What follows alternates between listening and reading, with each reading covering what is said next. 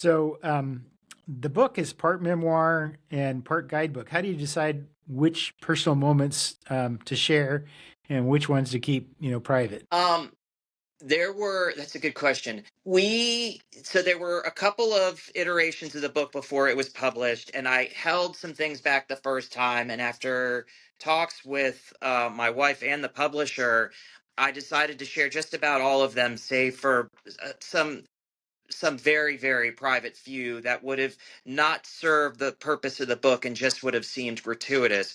But one of the things that was important, um when we decided to sort of do this, and I say we because again I would not have done something like this without my wife's total support and buy-in, was we wanted it to be authentic, and we didn't want it to be sanitized lest someone else pick it up and be left with a distorted or misleading impression of what it was really all about. I mean, our story has a happy ending, but that doesn't mean that there weren't some real anguished, painful moments along the way, and things that people don't always like to cop to feeling. Like for me, there was some real rage packed into many of the other emotions that I was facing. And that's not a flattering thing to admit about yourself.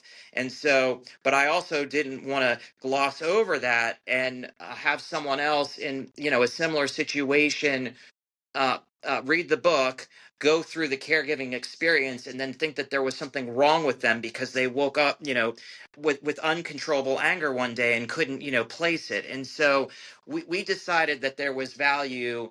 I'd like to think that there's not a lot of gore and gratuitous anything. A lot of the medical discussion is very scientific and matter of fact. There really wasn't any need to sensationalize our story because it just standing on its own is kind of amazing in its own right. But we did feel strongly that we wanted it to be authentic, warts, tears, and all, so that somebody else on the journey wouldn't think that there was something wrong with them if they had to kind of confront some of those ugly feelings as well. So, you and Liz were talking about or have talked about writing a patient caregiver dialogue together. Where does that stand? we, that stands as one of those that life has gotten busy for us again, which is probably a good thing. She's solidly back into her career and things. We're definitely in a new normal. They're just we're back to that stage of not being enough hours in the day. It is for sure something that we talk about from time to time, but I'd be lying if I said we had spent any real time putting pen to paper on it.